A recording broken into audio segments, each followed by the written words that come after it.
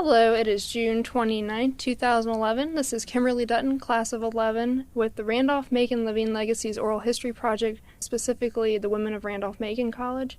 Today we're interviewing Dee Raubenstine, class of 80, and with me are Sarah Hendricks and Claire Stevens with the Development Office. Hello. Good morning. So please tell me how you heard about Randolph-Macon. Well, my junior year of high school, I had taken the PSAT, and there was a little box to check off if you wanted colleges and universities to send you information about them. So I checked it off, and things started coming in the mail. And that summer, between my junior and senior year, we decided to go as a family for our very first trip to Williamsburg, which now that I live in Richmond, I've lost count of how many times I've been to Williamsburg. And on the way down 95 from Baltimore, my dad saw the sign for Randolph-Macon and said, we should stop there on the way back. And I'm like, yeah, right. I mean, I wasn't in let's look at colleges mode yet. So on the way back, we stopped.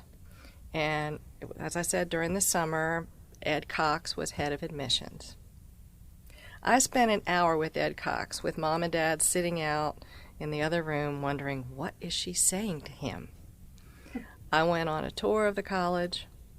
I ended up being early decision. I knew by May 1st that I was coming and I was accepted to Randolph-Macon. Ed Cox was really the reason that I came here. I mean, the college was beautiful. They had the right size for me, the right classes, but Ed Cox sold me on Randolph-Macon. And then after I came to Randolph-Macon, I actually worked as a student volunteer in the admissions office for a few years, doing the same tours that I had gone on. So what was your first impression of the campus, maybe your classes, after you first came here? Well, in a way, it was kind of a culture shock because my high school was so big. We had 565 graduate the year that I matriculated, and it was so strange to be in classes of 10 to 15 people, sometimes only 7, because once I got into my major, which was English, they were even smaller. So that was different. As you all know, the college went co-ed in 71, and I started in the fall of 76. So my freshman year, it was a nice ratio of 3-to-1 men to women. I'm an only child, no brothers, and so it was interesting being around a lot of guys, especially a lot of jocks in that close proximity. Who was your first roommate, and where did you first live your freshman year? All 4 years, I lived in what was called New Dorm back then. My senior year, it finally got a name and became Conrad. My first roommate was Rosemary, and I can't remember her last name because she did not stay. In fact, I don't know what this says, but none of the roommates I had my first and second year stayed. And then I became an RA. So I had my own room. But my suite mate, Merritt Meckling Kenny now, she and I have remained friends throughout the years, and several other girls that were on the hall. What kind of things did you do for fun on campus and maybe in the town of Ashland? Parties, especially fraternity parties, because the girls at that point, we didn't have sororities, so you could go wherever you wanted to go. I worked on the newspaper. I worked on the annual. And as I said, I was an RA. I didn't realize that when I was an RA and planned those parties that would be one of the skills that I would be using later in life, now that I'm in public affairs for the Richmond Forum and I plan these big dinner parties and receptions. So Randolph-Macon definitely put me on the right track. So who are the campus's most colorful characters, most interesting professors, or even other students? Oh, well, as far as professors, Dr. Gray was an English professor, and he was definitely very colorful, and he called everyone Mr. or Miss. He sat on the edge of his desk whenever he taught. He was older. He wasn't a younger professor, so he had a lot of stories about knowing Tennessee Williams and partying with Tennessee Williams, and I believe Dr. Gray liked to party as well. And Dr. McDonald was my Shakespeare professor, who was another character, and that's all I'm going to say there. As far as other classes that I took, I guess the English ones, because I took so many of them and I have the same professors over and over, would be the ones that would stand out. Dal Wooten, I took a number of classes from him. Oh, I have a semi-naughty story to tell you. My freshman year, back in January, it was called Colloquy then, and it was still one class of intensive study. Well, I took a drama one, and there were 22 girls in the class. Dal Wooten and Professor Marsteller were team teaching. And we would go to different areas, different venues in Richmond and even up in D.C. and see plays. Well, they took us up to the Watergate for lunch and then over to the Kennedy Center where we saw Travesty by, I can't remember who, but we saw Travesty, that play. And then we went to the Arena Theater and we saw the play Streamers, which I believe is by Tom Stoppard. The Arena Theater is very small and intimate. It doesn't hold a whole lot of folks. We had seats in the back, but you still felt like you were close to the action. And 5 minutes after the play started, 2 of the characters walked out and were naked. And I don't believe that Professor Marsteller and Professor Wooten knew that was going to happen. And I was shocked. I mean, I was a freshman, I had just turned 18. Can't say I ever really seen naked men out in public like that before. So, and I really didn't like the play either. It took place, I believe, during the Vietnam era, and it just didn't do anything for me. So we had all driven up in cars, and I remember the conversation going back that I just was not happy with that play. Who was your advisor? Professor Wooten. Yeah. But I don't recall that we really met and talked a whole lot. I mean, we, checked in as far as making sure I was getting the right classes. But I came to Randolph-Macon thinking that I was going to be a poli-sci major, pre-law. I was going to go to law school and negotiate sports contracts. And that all changed my freshman year when I took poli-sci and history at the same time. And that was an awful lot of studying. It just about did me in. And then there's always that horrible math requirement that they make you take. Well, I quickly became an English major when I knew I could take logic with Dr. Pannell, which is a philosophy professor at that point, rather than with the math department. And I could take statistics off campus if I was an English major. So I became an English major. But I've never regretted it. I mean, I've often thought that if I went back to school for a master's or even a PhD, I would still take English because I loved it so much. Are there any classes that stand out or stick out to mind in particular? Probably any class with Dr. Gray and Dr. McDonald. Because Dr. McDonald was like a little fairy in the fairy tales. Because he would just kind of flit around the room. And he would catch you when you weren't paying attention. And I remember that too. So those are the two that really, and then I never really was crazy about taking tests. And even though I had 4 years of French in high school, I didn't want to take a test to see where I was going to place my freshman year. So I decided to take Spanish. They really didn't like it when I would say things with a French accent. That did not go over. So I remember not really liking Spanish all that well, although I can order a beer.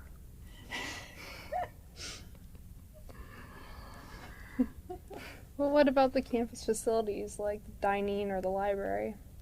Could you describe those for us? Well, the library I loved, and I did spend a good amount of time there, but the library still had the old card catalogs, and it looked and smelled like an old library. The dining facilities, well, I really don't have a whole lot of positive things to say about that. One thing that stands out was when it was, football season, and seeing all these big burly football guys in line with these red trays lined up with all these glasses of milk. there were a couple of them that would do, and they just kept going back in the line, and I'm thinking, how can they eat 2 and 3 times the food that I'm eating when I'm having a hard enough time getting the first serving down? I lived a lot on mint chocolate chip ice cream and Melba toast with American cheese and pickles. I did make it to breakfast, though. The eggs weren't bad. I always wake up hungry, so I always made it to breakfast. But no, it was not an aesthetically pleasing venue for one thing. But I survived. Did everyone basically eat at the same time? Well, I think it was open. It was open for like 2 hours, and I never understood why it opened at 4:30, because everybody was always staying up late. You'd have to eat again later. And the way I was brought up, we always ate. The earliest would be 7 o'clock. Typically, it was 8 o'clock, and by then the cafeteria was closed. So I did make a number of runs over to the snack bar, usually for French fries and some soda. Where was the snack bar? In the campus center. Where it still is. Mm-hmm. But it looked a lot different. The only thing that still looks the same, I mean, I guess New Dorm looks the same. I haven't been in there in a while, is the bookstore. The merchandise has changed, but the same size and layout of it. The books are still where the books have always been. The clothes are still where the clothes have always been. And now they're switching the field, the football field, so that'll be different orientation. But no, I mean, there have been some great improvements here, especially the dining hall, but I miss that you used to walk that path from one end of campus to the other, right through where the dining hall is. But it's fun to come back and see the changes and the positive things, and the students, the young students. I know I never looked that young. What about the academic buildings? Was there like Fox Hall? Mm-hmm. Yes, Fox Hall goes back that far. And Haley Hall. Haley Hall is where I had the majority of my classes being an English major. And then I did take an elective in Oriental Art, and I took one drawing class too. Is that Pace? Mm-hmm. Okay. Now back then, the houses across the street were not college houses. They still belonged to individual folks. Because I wonder how many times in the art classes some of those houses were drawn. Because everybody would sit out there, you know, it's a nice day, and sketch those houses. And what about sports events like Hampton, Sydney? Did you attend any of those? Oh, definitely. Yeah, definitely. The big football games, yeah. I wasn't that much of a football fan, but, you know, if it was a nice afternoon, definitely Hampton, Sydney. I pretty much went to the basketball games. That was men and women, because I had good friends on both teams. So, and my freshman year, we were very fortunate that the team went to the NCAA finals all the way up in Massachusetts and Springfield. So that was a pretty cool way to start your freshman year. Did you go up to that? No, I didn't. And I believe it snowed either here or there, or maybe both places, but no, I didn't make it. I did go down when we played Cheney State at the old Parker Field, which is now, Parker Field is gone and the Diamond has been built there on the boulevard in downtown. But we beat Cheney State. What about Greek Day? Did you participate in that? Well, they didn't have sororities. Okay. So I'm not even sure we had a Greek Day per se. I don't remember if we did. So at some point I know that they had, especially in particular before sororities, the dorms would compete against each other. So like New Dorm would compete against Mary Branch or versus Garland. Or was that against? I've either blocked those memories or wasn't around when it happened. I can't say I remember that. Tell us about some of your friends on campus and maybe important relationships you had with other people. Well, 2 of my longest lasting relationships are with Merritt Meckling Kenny, who married Harry Kenny. They're both class of 81, and Cindy Crable-Shatakursky, who's class of 81. They were both on my hall. Merritt was one of my suite mates, and we started that friendship basically when she and Cindy both were freshmen and have been lifelong friends until now. We still get together several times a year. Cindy, of course, is on the Board of Associates, so I see even more of her now than she comes into town from Chicago. So that's a big plus. But those relationships have done well. And tell us about your experiences of being an RA.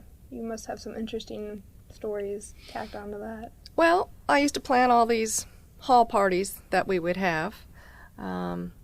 There was only one time that I ever really had a quote-unquote problem with a girl, and that's because I don't have any animals myself, but I love animals. And sometimes people would, bring an animal in the hall, which they weren't supposed to do, but I would look the other way.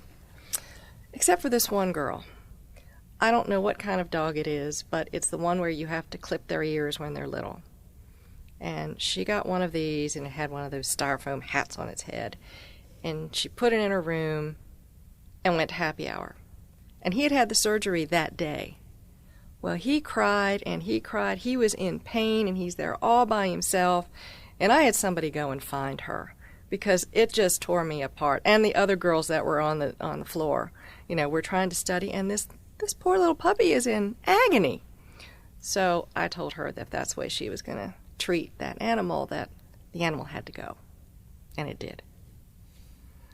So that's my worst story that I can think of, because everybody on the hall was usually pretty studious. I didn't have any really wild women up there. The wild women were all down at the dorms, the motel dorms.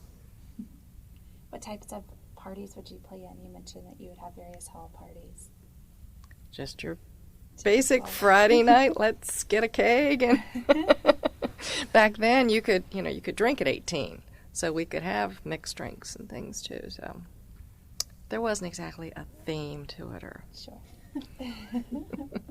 Is that would all, like on a typical Friday night, would that be normal for different dorms to have kegs? Mm-hmm. Not just the fraternities. Oh yeah, fraternities I think had them more on Saturday nights, especially after the big games.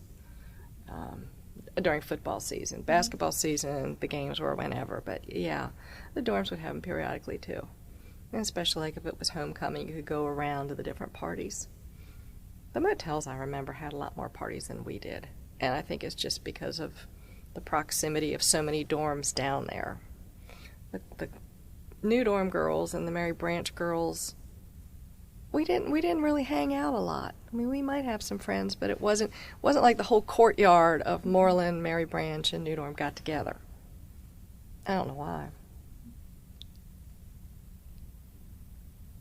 Do you have any other experiences involving maybe New Dorm? Well, I have one experience that I'll mention. I was trying to forget it, but my dad brought it up to me. He said, "You going to tell him about the time you got caught and called into the dean's office?" The football field, the new press box, it was new then, had been built. It hadn't been dedicated yet, and it had a fence around it. But a fence is just something that needs to be climbed. So it was a Friday night, if I remember. And there were 4 of us, and we climbed the fence because we wanted to get on top of the press box and look around campus. It was 1 o'clock in the morning. And the next thing we knew, one end of the street, here comes campus security. The other end of the street, here comes Ashland police with their bullhorn. You kids get down from up there. So we got down. They took our names. They turned them into Dean Andrews, and we got called into him later the next week.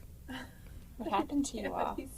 We were just told about how important it is, our safety, and that we shouldn't be doing things like that. And yeah. Who had you climbed up there with? Do you remember? I think it was 2 guys and another girl. I can't remember who the girl was.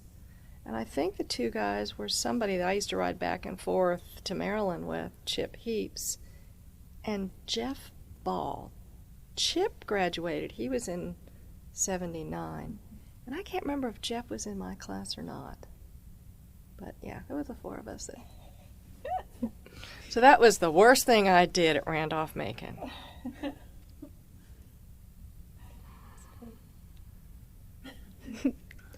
So, who was the president at this time? Luther White started my Randolph-Macon career, and then Liddell Payne. And actually I had a class with Liddell, which was at 8 o'clock in the morning because as the president of the college, he has to start his day early. But it was a spectacular class on Faulkner because he is a Faulkner scholar. And that was one of the highlight classes, and that was a Jan term as well. Did you guys participate in, what do they call it, an inauguration? Matriculation? Yeah. Oh, no. For the president? I don't know what it's called. Yeah, it would be the He was installed inauguration, as- yeah. installed, whatever. I don't remember that. Mm-hmm. I would think we would have been here, but I don't recall. Maybe we were just celebrating his inaugural event so much that I can't remember. Inaugural balls. Yeah. I remember going to dances in the old gym. In fact, when I was a senior in high school, even though I was pretty sure I was coming to Randolph-Macon, I came down for a weekend, and it was homecoming weekend.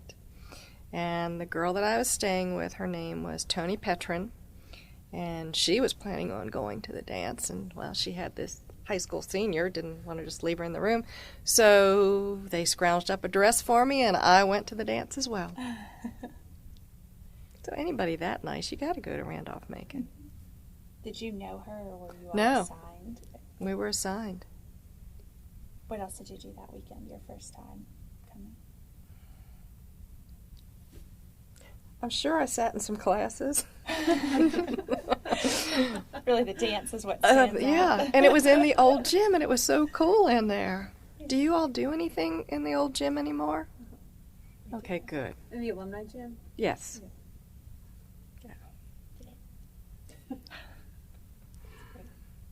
Would they bring in musicians who would entertain at the old gym? Mm-hmm. Oh, yeah, they have bands. Like famous ones? No, Because I know no. in the 50s and 60s they must have had some huge budget because they had No, the famous people coming in. no, not back then. Did you have any other, like, cultural events? Like, maybe visiting writers, authors? Probably. I am much more aware of what goes on at Randolph-Macon now as an alumni than I was back then. I'm sure they had things like that. I don't know that they had it to the extent. I don't know that it was like the speaker series that you have now. You mentioned that you were aware, and obviously when you got here there were more men than women. Did that play any part in your decision of, that it had just recently gone co-ed? No. Was it at that point, so, women had been here for a few years when you came? Mm-hmm. Was it sort of old hat, or was it still obvious that Randolph-Macon was transforming into a co-educational?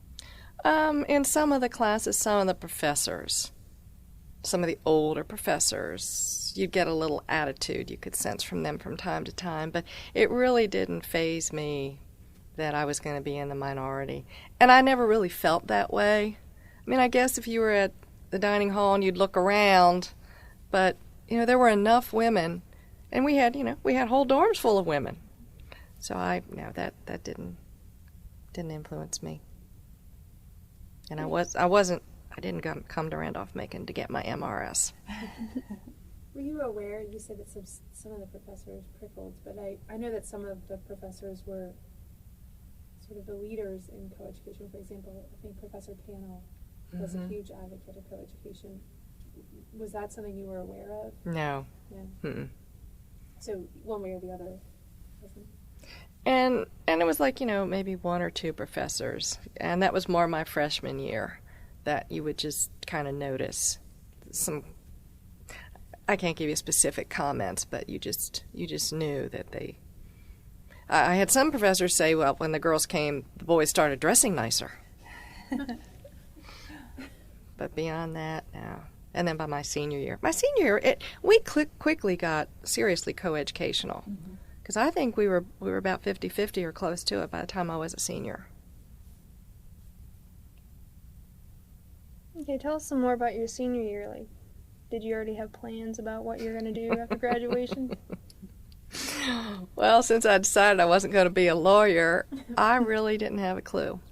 After my sophomore year, I went to the Career Counseling Center and took one of those tests, those aptitude tests, the ones where you have a choice of going to the opera, reading a book, fixing a toaster, what would you like to do? And it's all these questions like that. And at the end, it tells you, this is what your interests are. And mine were in advertising, journalism, PR. I thought, well, that doesn't sound bad. I'm going to be an English major. So I had some time between final exams my senior year and graduation, and I decided to take it again. And it was even stronger. Now, in 1980, the country was going through a bad time again. There was high unemployment. I moved back home to Baltimore with my mom and dad and started looking for a job. And after 3 months, I got an entry-level secretary reception position at an advertising agency and said, this is it. I worked there for 9 months, but I missed Virginia. I missed all my Virginia friends that I had made, and I wanted to come back here. When I was in college, my parents had moved from where I had basically grown up to another county like an hour away, and I went to a small liberal arts college. My high school friends all went to big universities all around the U.S., and we didn't stay in touch. So my Randolph-Macon relationships and just Virginia, I liked it down here. So I decided advertising was for me. I sent out 6 resumes to the 6 advertising agencies that were in the Yellow Pages that were part of the 4As, the American Association of Advertising Agencies. I heard back from 3 of them. I had a job. I came down Memorial Day weekend and started work on May 26th. And I worked there in a small advertising agency, which was wonderful because you got to do all kinds of things, for about 10 years. And then the agency had merged with someone out in Roanoke, and they had a few accounts that hit some rough spots. And they left the agency with like $250,000 in debt. So the Richmond office decided to close. But some of my accounts said, well, if you stay in advertising, we'll stay with you. Oh, okay, well, I guess I'll go into business for myself. But I wasn't making enough money to support myself just on these few accounts, so I got a part-time job. I was actually job sharing with another girl out at Alpha Laval out by the airport. They make plate and spiral heat exchangers, which don't ask me what they did, even though I was in communications. I know that they're in chillers for the milk industry, the dairy industry, and air conditioners have them. But that's the extent of what I remember. And by that time, after 15 months, I had enough business. So I was on my own for about 8 years as an advertising consultant. And then I decided advertising wasn't fun like it had been. Back at Randolph-Macon when I worked on the newspaper and we printed it over at the Herald Progress, I mean, it wasn't exactly computerized and things back then. And computers were wonderful when I started my business because that let me do some of the artistic things that I can't do freehand. But more and more big corporations started buying up all the radio stations, and it wasn't so much about relationships anymore as it was about numbers. And I got bored. And so a friend of mine actually had the job that I now have at the Richmond Forum. And we were talking one day, and she wasn't pleased. She didn't like the duties that she had there and decided she was going to leave. And she said, why don't you talk to my boss? So I did. And for the first year, because I took a pay cut, the Richmond Forum is a nonprofit. So for the first year, I still had a few advertising accounts on the side. But then they finally went away because I was just having such a good time at the Forum and was so involved with that. And it's been 11 years that I've been there now, 20 in advertising and now 11 at the Forum. You mentioned a lot of your high school friends went to big universities. Mm-hmm. How do you feel going to like a small liberal arts college, help you get job skills? Or? Well, I grew up thinking that I was going to Penn State. because that's where a number of my family had gone. My dad went there. In fact, he and Mom were married and lived at Penn State the first 2 years of my life. And so, of course I'm going to Penn State. We're a Penn State family. And then when I got their materials and saw how big they were and how specialized I had to be, you had to pick, majors were a lot more diverse at the big universities than they were like at Randolph-Macon. It amazes me how many majors Randolph-Macon has now, and everybody majors and minors in something. Nobody did that back when I graduated. I like the liberal arts education, and I think most people should have a liberal arts education because you become a more well-rounded person. You're not learning just about engineering or just about science and biology. You're learning about the arts, which I think engages you more in society and the community as a whole. So I think a liberal arts education is fantastic. How did you keep in touch with the college after you graduated? Oh, they don't let you go. I continually got mailings from them, but for the first couple years I still lived in Ashland. I rented a house up here for a while. And then a few years ago, one of the alumni from 1987, Scott Sutton, he and I had connected. I didn't know him, because I was already gone by the time he graduated. He and I connected through the forum, and, oh, you went to Randolph-Macon? Yeah, I went to Randolph-Macon. So we'd get together every now and then, and he was been very involved because he even worked here after he graduated. And one thing led to another, and the next thing I know, I'm going to this and I'm going to that, and now I'm on the Society of Alumni. So now I'm very well connected. Tell us about the Society of Alumni and your involvement with that. Well, so far I've been a bad board member. I went to the first meeting where they voted me in, and that was wonderful.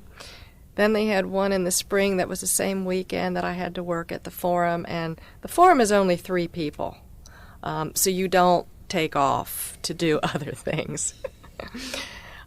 So I missed that meeting. So my first official board member meeting will be in the fall.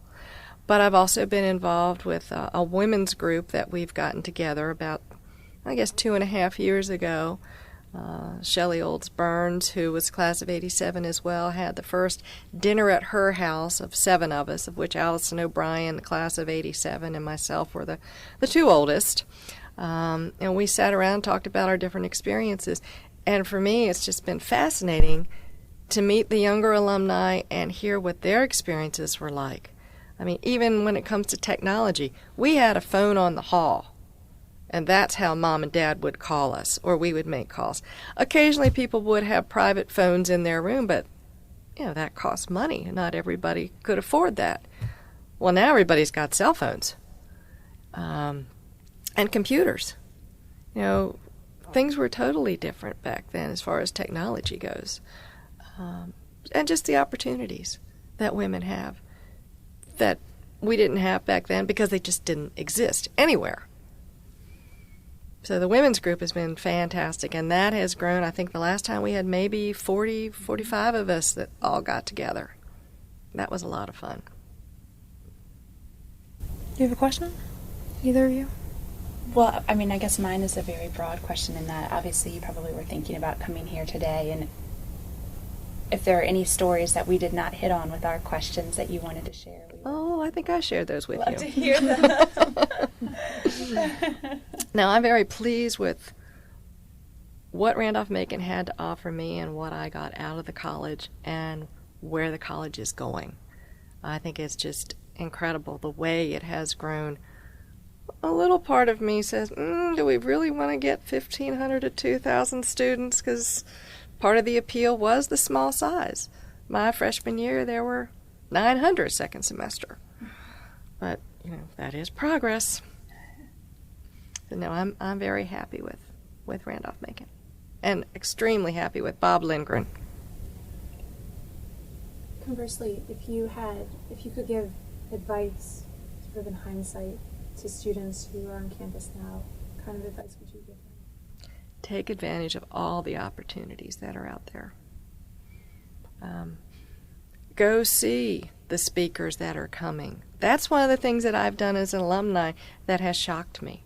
When Julian Bond came a few years ago, who was, one of the major figures in the civil rights movement, the place was not filled. And the Blackwell Auditorium is not big, but there were a handful of students in there, and that really just stunned me. Our past is as important as our future is. So I think when speakers of his caliber, or Tim Kaine, former governor, or Eric Cantor, congressman, the students need to take advantage of that. They need to take advantage of the arts program that's here, that has just grown leaps and bounds since I graduated. Everything that you can take advantage of, do so. Be involved. Just don't go to your classes and come back and study.